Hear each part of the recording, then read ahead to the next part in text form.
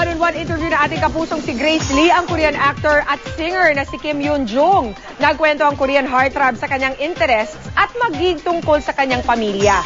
Yan ang chika ni Grace Lee. Hindi lang pala sa kanyang acting at singing career, nakafocus ang Korean heartthrob na si Kim Hyun-jung.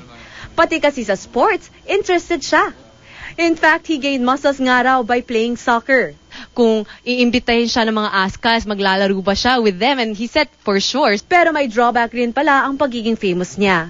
Sa gitna kasi ng kanyang series of tours and projects, hindi niya masyadong nakakasama ang kanyang family. How often do you get to see your family? 가족 몇 번이나 보세요? 저는 1년에 가족을 많이 볼. Pero kahit hindi niya madalas makasama ang kanyang family, meron daw laging pabaon sa kanya ang kanyang mommy. Is there anything special that your mom packs for you every time you go out of the country? 어머니께서 김치 정도는.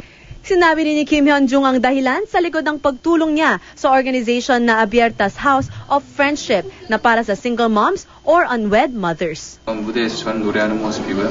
Gusto lang talaga ibalik niya ang pagmamahal na natatanggap niya from his fans here in the Philippines. Kaya niya ginagawa ito. Actually, narinig na niya na meron tayong kakulangan sa sex education dito sa Pilipinas. Kaya gusto niya rin tulungan ang mga single mothers out there. Grace Lee, updated sa showbiz happenings.